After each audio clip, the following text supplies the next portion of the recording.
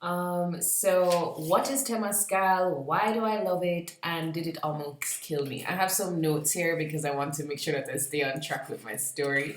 So I'm kind of trying to fix my notes. All right, cool. Everything's good.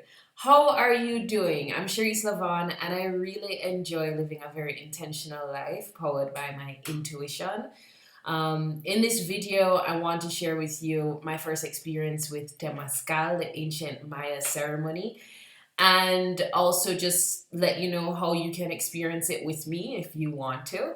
That's gonna come later at the end of the video, so stick around and here's the story. So, what is Temazcal? Temazcal is this ancient Maya ceremony, as I mentioned before, that has to do with really connecting us or reconnecting our awareness with or oneness with everything. That is, or oneness with all of the elements of life, and then using all of that elemental energy to transmute and transform emotional and mental and sometimes even physical illnesses and lack of wellness, right? So that's my explanation of Temazcal based on my experience of it. But if you want to go do more research on that, you definitely can. Now, when it comes to the types of Temazcal that I have encountered already here in Mexico, there are two types that I've experienced. You have Temazcal of the warrior and Temazcal of the lover. And I'm gonna go into the differences between the two in a little bit, but first of all, I want to tell you my story.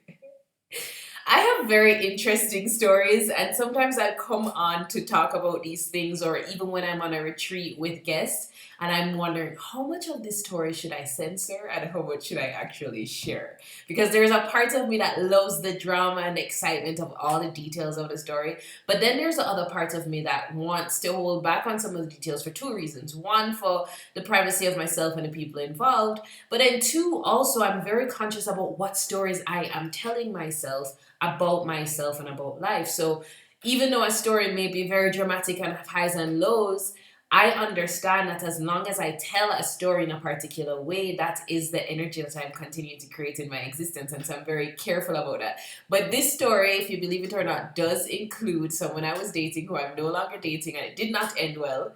But it's not about the ending of the dating experience. It's about how this lovely guy, I'm going to call him Jose, introduced me to Temazcal. So let's go back to, if you watched my first video, my last video, it wasn't my first video, but it was my first video in this context of like doing conscious vlogging, which I promised I would do every week, and then I realized, I'm not so sure because I ended up on the beach last week and I missed my deadline because just technology was not what I was trying to be with last week. But I am going to try to keep up with a weekly schedule. If not, it will be every 2 weeks, maybe once a month, but definitely videos are coming because, well, I'm ready to talk. I want to talk to things. and I want to share. So if you watched my last video, you have an idea of how I got to Querétaro. And if you haven't watched it and you're curious, you can go back and look for the video that has something to do with how did I end up living in Querétaro, question mark, exclamation point. And in that story, I told you how I originally came to Querétaro with a partner, following a partner here, expecting us to be creating a life together, and how that kind of quickly fell apart. So this was about September 2020 now, when the start of the story I'm going to tell you, maybe about a month and a half after getting to Mexico, because I arrived on Mexico August 5th, 2020. I'll never forget that date.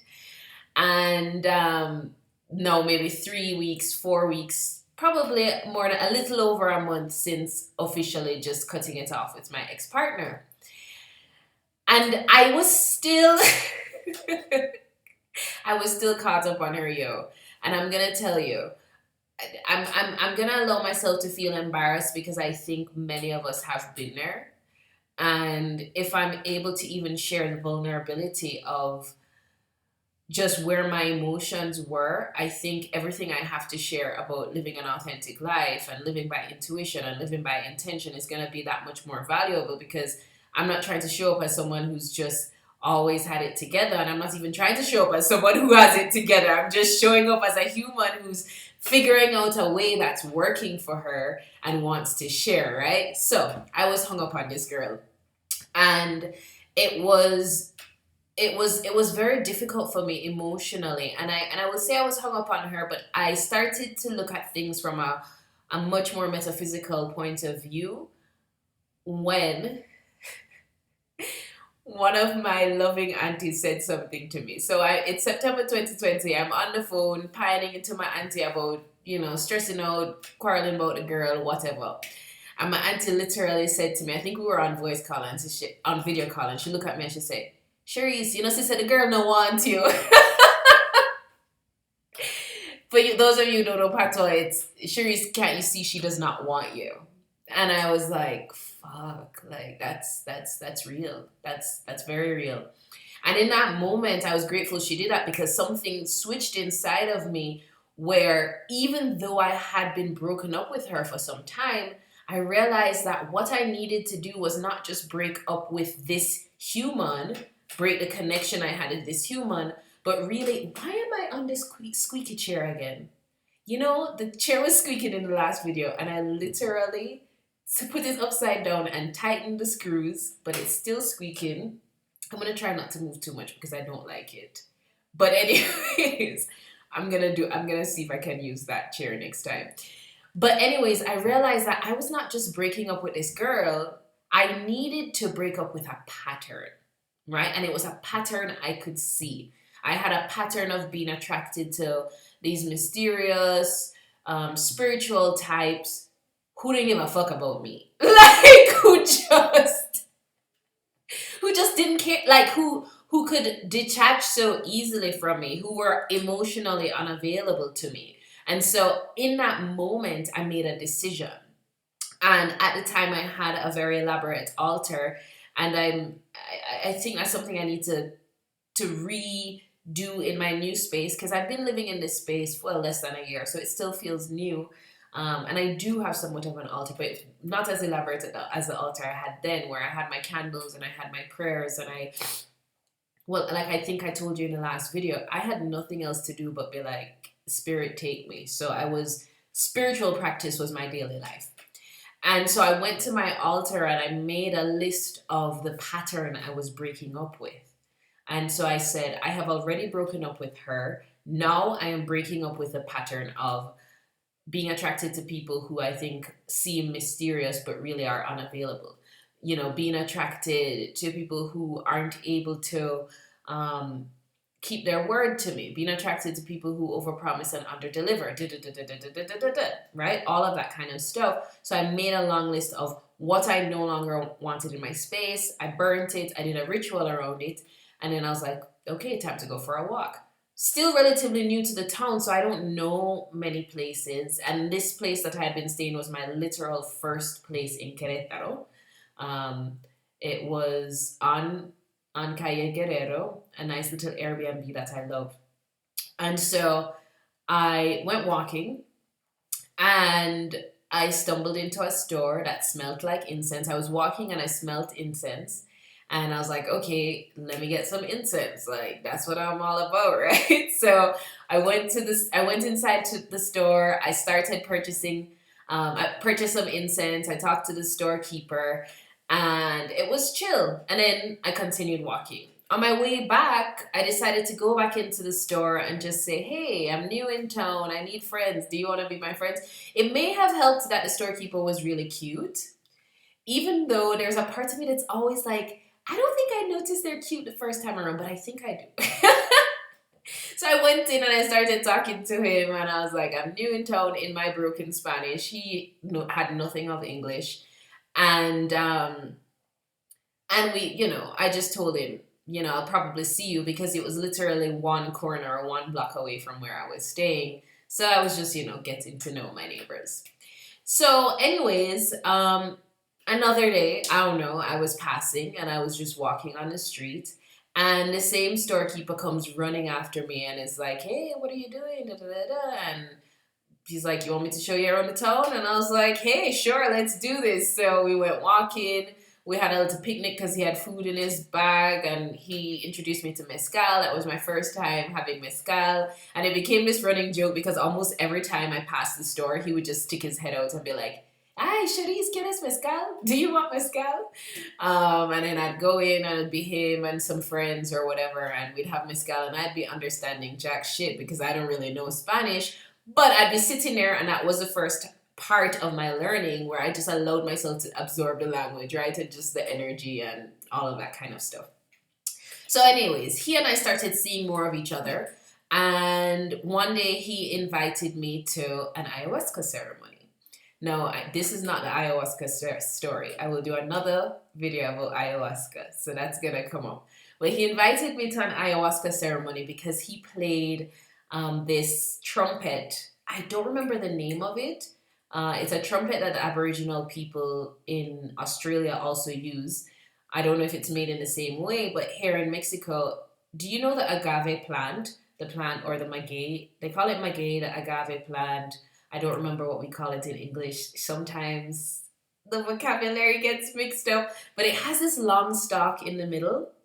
And they cut that, they dry it, they hollow it out, and then it makes this sound when you play it, and it's I love it actually. It's like this deep bass sound. You feel it in your bass chakra when it plays. And so he played that instrument in ayahuasca ceremonies, and so he invited me. Now I obviously said yes because, well, one, I'm just flowing with life. I'm allowing life to lead me. But also a couple months before in Chicago, I had experienced shrooms for the first time.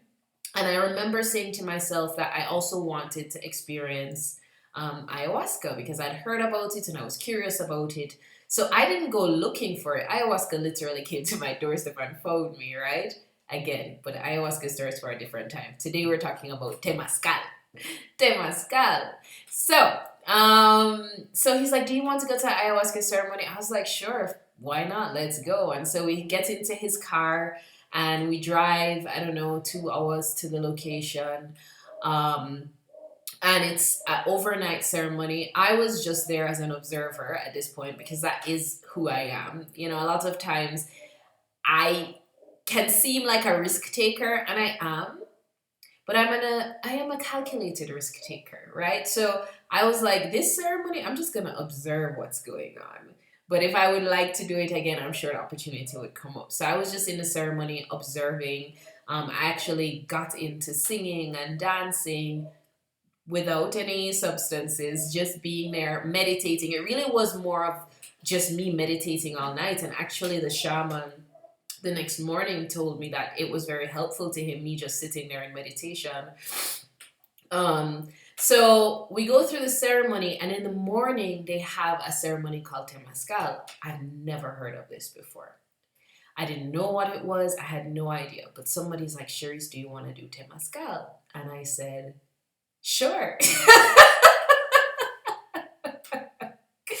Now, at this point in the story, I want to take a break because I don't want it to seem, this is my ego talking, I don't want it to seem like I'm just some flute who just goes along with everything. However, I am a very intentional person who knows when I can trust the energy around me, right? And I can trust where it's guiding me, and I can trust that even if I don't know what's happening, it is in alignment with something inside of me at this moment in time, right? So that's just a little disclaimer as to why I'm just like, hey, sure.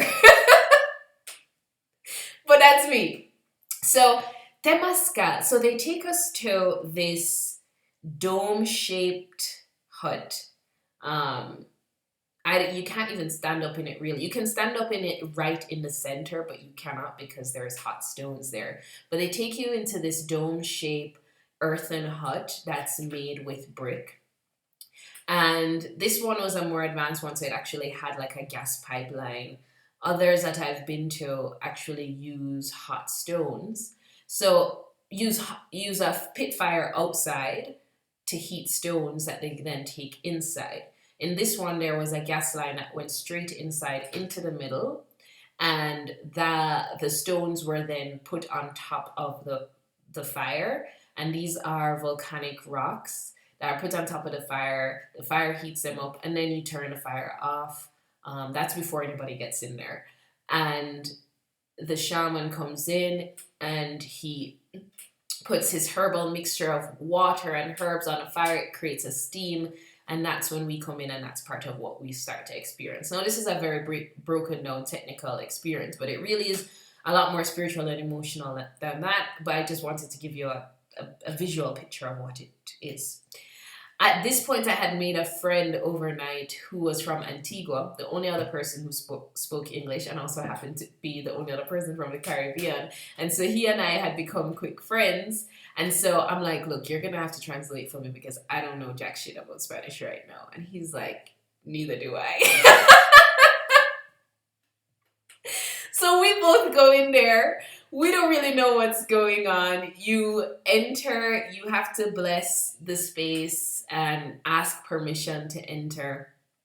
You move in towards the left. It's always towards the left to come in and to go out. So you never come in and then turn the other way to go back out. So you have to literally kind of crawl in because it's a very small opening close to the floor. You enter, you move to the left, and then you accommodate yourself along with the other people we're now in a circle, and the shaman is in a circle as well, but he's closest to the door. The ceremony begins. We have instruments that they've given us, and the shaman instructs us to start playing the instruments. He starts praying. There's chanting. That's at this point I did not understand.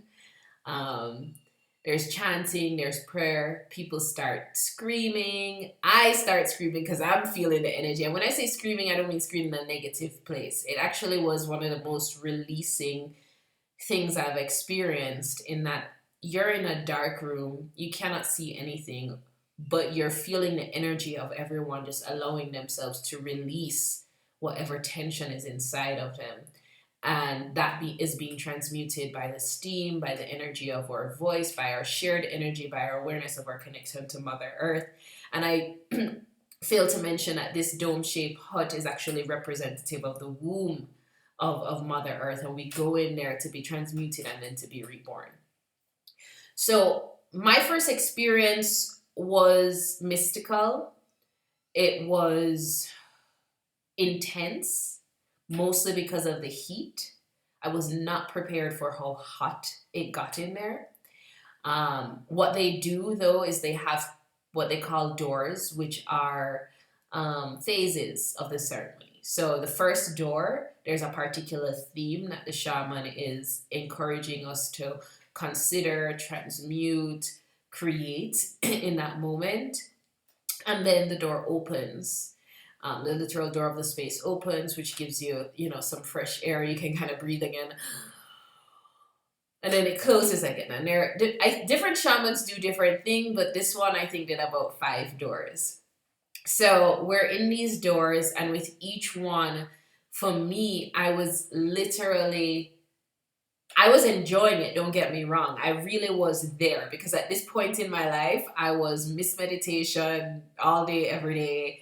Misconnecting with the universe, misunderstanding my cosmic connections with life, misfeeling grounded and that kind of stuff. So all parts of my spiritual bone was tickled, right? Like, I was very excited about this experience, but on a physical level, that shit was hard. Because you're sweating and your water is leaving your body. And again, I didn't even know what it was, so I probably should have been a little bit more hydrated the night before. All of these things. And I tell you, at the end of the ceremony, I literally barely crawled out of that space. I couldn't even walk. Now, they give you the option to leave if you need to, but again, hello, I am Miss Super Spiritual in this moment, right? So I am sticking through. I am not going to give up on this thing. So after the 5th door, I literally crawl out of there. And I'm like, just lying on the ground. Half of my body is is outside, and half of my body is still inside of Mother Earth's womb. And I'm just there like... And at this time, Jose, the guy I was dating, came with like a towel and some fruits and, loved on me. And it was great. It was beautiful. And we share a meal with everyone after, and they talk about their experiences and all of that kind of stuff. So that's the layman's version of what Temazcal is. And that Temazcal that I experienced was a Temazcal of the warrior, where the emphasis is a lot of release of anger, and it's force, and it's strength, and it's, it's that kind of thing. But what happened for me, when I experienced a Temazcal of the lover, was actually something really beautiful. So what had happened was, at this point, this point was now a year into the future when I started running my retreats. And I do have a retreat coming up, which includes Temazcal as an experience. And so if you're interested in that, you can check the link connected to this video that takes you to my website. Just letting you know also that early bird tickets for that retreat end April 30th of this year. So that's, depending on when this video comes up, is probably less than a week from now. And the retreat is actually going to be in 2023, March, around the spring equinox. So March, let me check my dates, March 17th to 26th, here in Mexico. And Temazcal is going to be a part of that experience. And I'm going to explain a little bit more at the end of the video how and why it is a part of this experience. But so that was a Temazcal. That story I told you was a Temazcal of the warrior. And since that first experience, I opted to go to more Temazcales. I created a relationship with the shamans, and I would, find out when they were doing a Temazcal ceremony, and I would go. And these were male shamans as well. And I say that because I don't know if that has something to do with the difference of the Temazcal, but the second Temazcal experience that I had, the one of the lover, was led by a female shaman. Actually, two people. It was a union, right? It was both a feminine and masculine experience, and it was specifically talking about the shaman of unionizing that energy, whereas the shamans that I'd worked with before had more of an emphasis on the individual warrior. So I had done a couple with these warrior shamans, and I had appreciated it. But I had a retreat coming, and I had also included experiences with these shamans in my first retreat ever that I had held. But I had my second or third retreat that I was running coming up. It was the second. I had my second retreat coming up, and just something about that specific ceremony wasn't resonating with me anymore. As well as life would have it, those shamans were not available for the dates that I needed that my guests would be here. And so I had to find another solution, and I reached out to a couple of friends, and I'm like, hey, I'm looking for a Temazcal ceremony that I can take my guests to. Do you know of any? And one of my friends suggested me to this amazing shamana. Her name is Lluvia de Jale, and she's based just a little bit outside of Querétaro, so it's about 45 minutes drive, 45 minutes 50, yeah, about that much. And so we went, and it was the most beautiful experience I have had as it comes to ceremonies of Temazcal, because instead of feeling like I was fighting against anything, my past, my pain, my history, I really got a sense that I was coming into union with all of life and the universe. And so they start the ceremony outside, and we start first of all by acknowledging all the directions on the compass and the elements and the goddesses and the energies that are represented by each direction of the compass. We start by honoring the cosmos and honoring the earth and coming into an awareness of the fact that we are all in relation to each other. And that's what I love about it. It's about every prayer that they say says something to the effect of por lo mejor de yo y todas mis relaciones, for the best for me and all of my relations, right? On all of my relationships. And it really started to help me understand relationships outside of this very limited view of relationships as you plus a lover, human being, person that you have sex romantic interactions with, and more as you existing in the universe in relation to everything around you. Right now, I'm in relationship to that plant, I'm in relationship to this seat that I'm sitting on, I'm in relationship to the air. I am relating with all of it.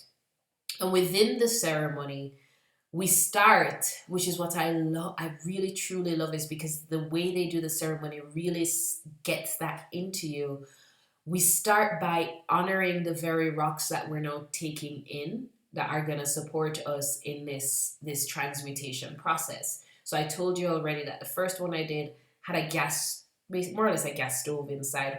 With this one, they have a pit fire outside that they heat up the rocks before.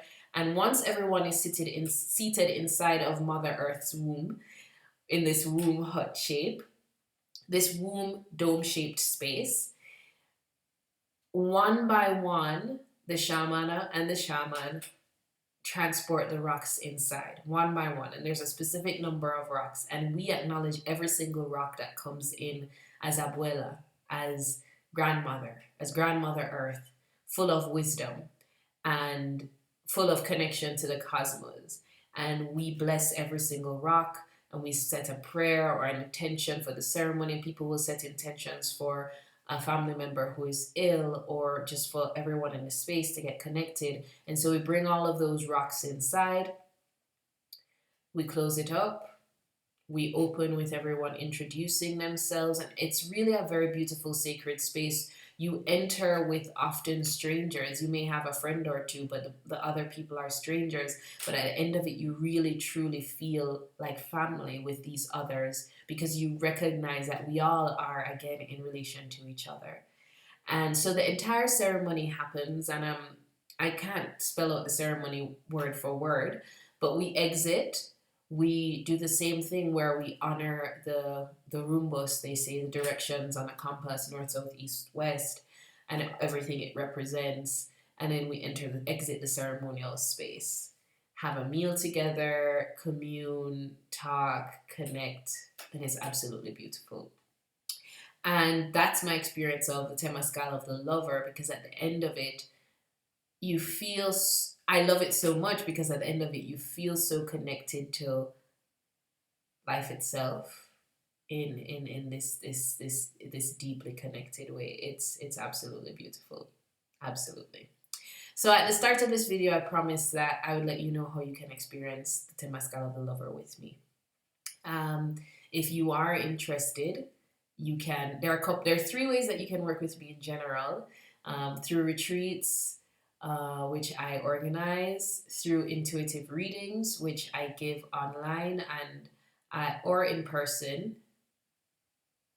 No, not in person. Sorry, online.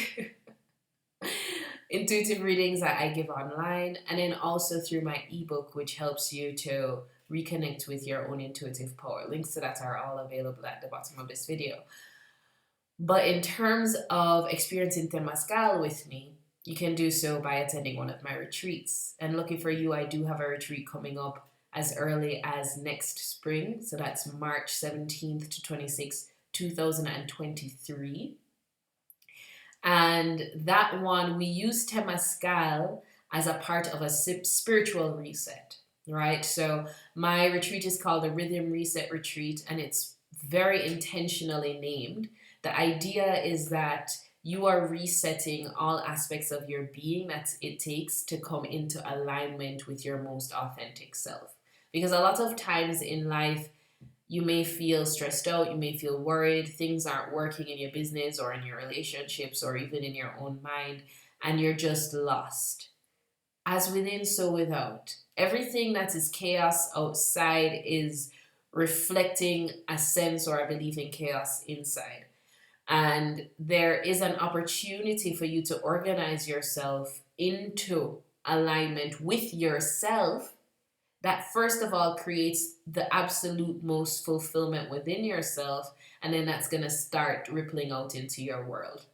And so My retreats are specifically designed to support you in that. And so we go through a reset of every aspect of your being: emotional, mental, physical, spiritual, and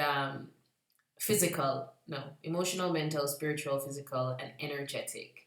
So we go through that reset, and the Temazcal is a part of our spiritual reset that helps to reconnect us to the awareness of our oneness with everything. And this Temazcal of the Lover is the Temazcal ceremony that we do at this point in this next retreat. It's gonna be with Lluvia de Jade, this amazing shamana that I work with, and that is gifting the world with her power and her energy and her love.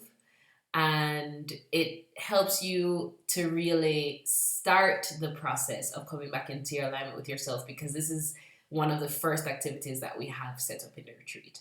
So if you're interested in taking part in a Temazcal ceremony with me and this beautiful shamana that I work with, if you're interested in coming on a retreat that supports you in getting back in touch with yourself, while also brings curiosity and joy, Mexican culture, and energy of other seekers along, if you are interested in spending time with me and getting to know even the way that I work or think on a more intimate level, because we have lots of opportunity to talk and interact. It's a very small group of only 6 to 8 people, depending on if we have couples.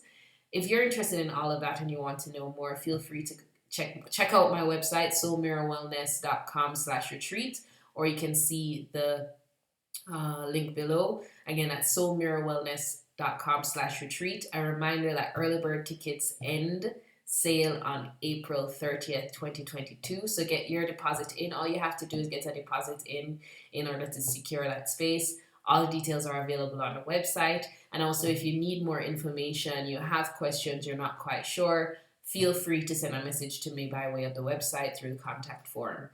And that's really it for me and Temazcal. If you are in Mexico and you've heard of this Temazcal experience and you've been kind of curious about it and you don't know, I would suggest do it. I would really suggest doing it. I hope my account of it gives you a little bit more insight onto what it is and how it can work, and what you can really benefit from it. But at the end of the day, my last thing that I will leave with you is there is a wisdom that we can tap into when we come into a more elemental understanding of ourselves, when we see ourselves not just as these intellectual beings who are creating the greatest technology in life, but when we see even that as part of the experience of being part of nature, that we are nature itself. We are nature itself. And I think that is the thing that I take away the most from Temazcal, which then helps me to move as nature moves.